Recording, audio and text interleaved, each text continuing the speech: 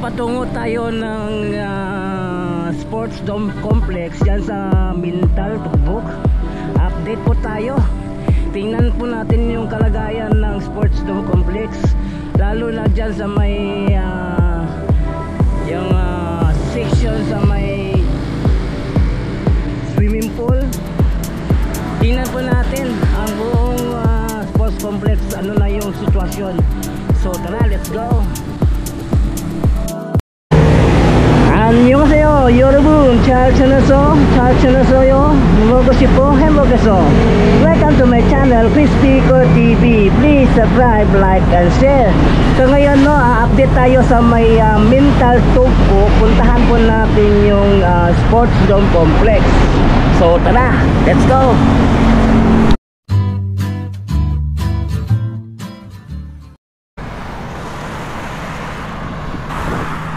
So ngayon patungo tayo ng Sports Dome Complex diyan sa Mintal, Tugbok, no? Pero dito tayo dumaan sa may Katulunan Grande, palabas ng skyline patungo ng Mintal.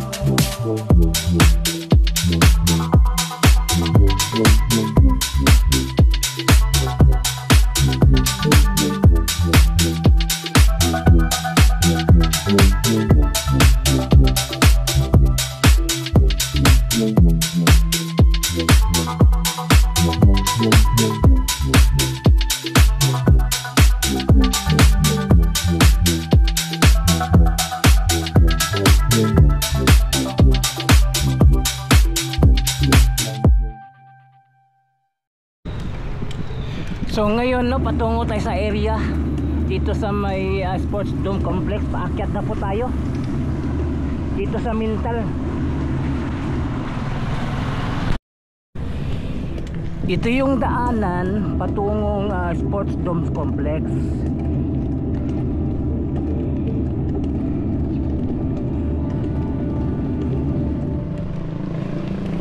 So ang daanan dito paakyat.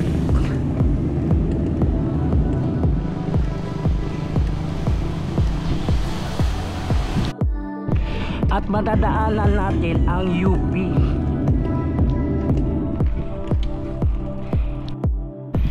Ito na po yung UP. Ito yung papasok ng UP.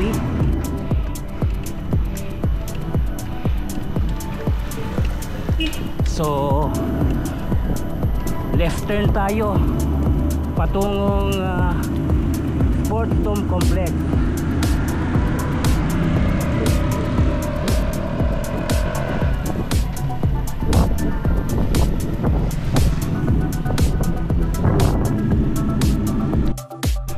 Pagdating na naman dito, mag right turn na naman tayo.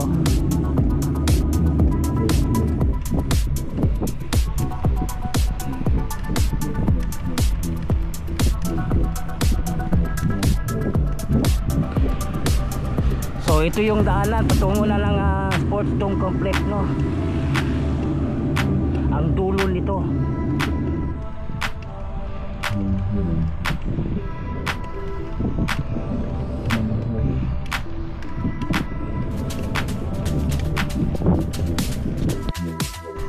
At sa lugar nito, ang daming mga punong kahoy.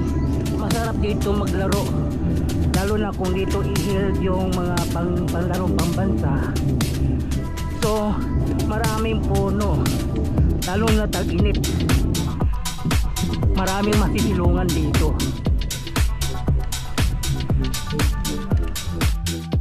So, nandito na po tayo, no, sa Sports Dome area. Itong nakikita nyo,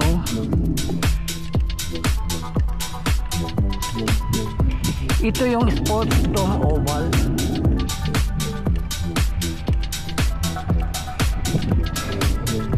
Nakikita natin sa dito, skeleton pa lang ang itong banda, oh.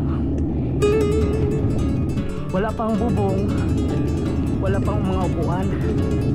Ito pa lang yung itsura, no.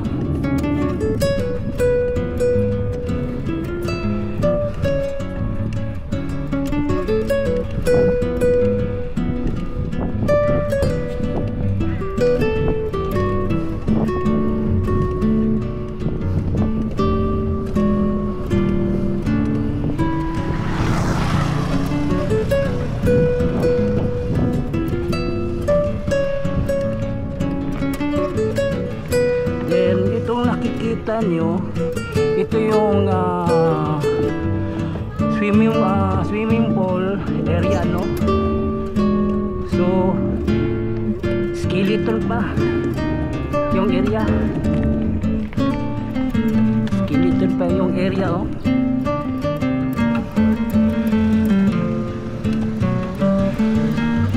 So itong yung kalagayan, no, ng Sports Dome Complex dito sa may Tugbok Mental.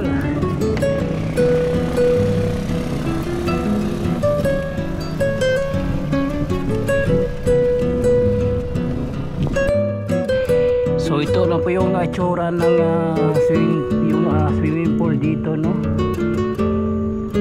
So ganito yung itsura. Hindi pa tapos itong facilities na ito. Wala pang bubong.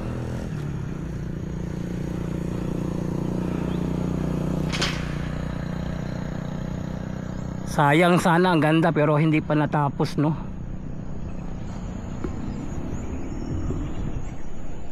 Tingnan po natin sa aerial.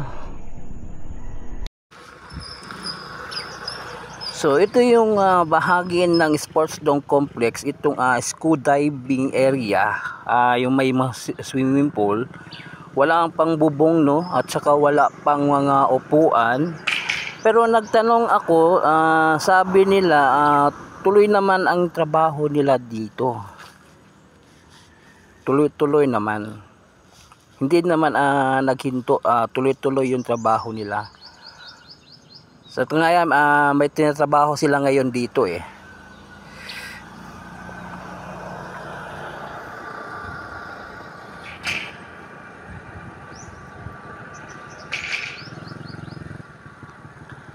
At ito yung kabila, ito yung Sports Dome Oval. Ito yung may track and field. Pwede ka maglaro dito ng soccer. Itong area. So ang dito rin banda, tuloy-tuloy rin ang trabaho nila dito. Tuloy-tuloy naman. Kaya lang wala pang bubong, no.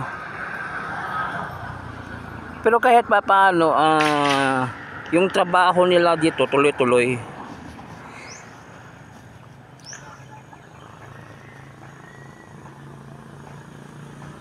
Kaya lang may ibang mga bakal, no, nagkakalawang na.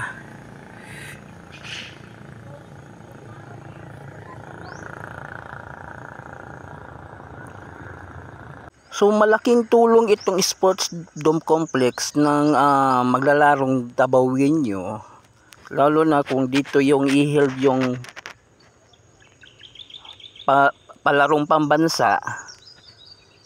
Kasi ang ganda ng lugar maraming punong kahoy at saka malamig ang dito banda at maraming mapapagsilungan. Maganda itong kinalagyan ng sports dome complex. So ito na ngayon ang kalagayan ng sports dome complex dito. Kayo na po ang humusga. So ito po yung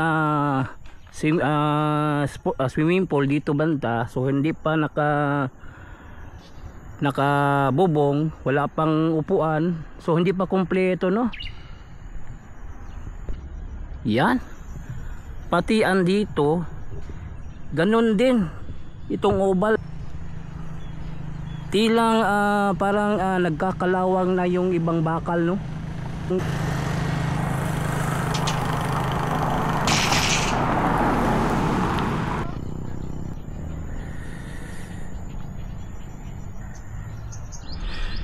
So yun, hanggang dito lang yung update natin dito sa may sports dome complex dito sa may Tugbok, no? So yun, thank you so much. Kamsahamnida, annyeong, and God bless you all. Saranghae.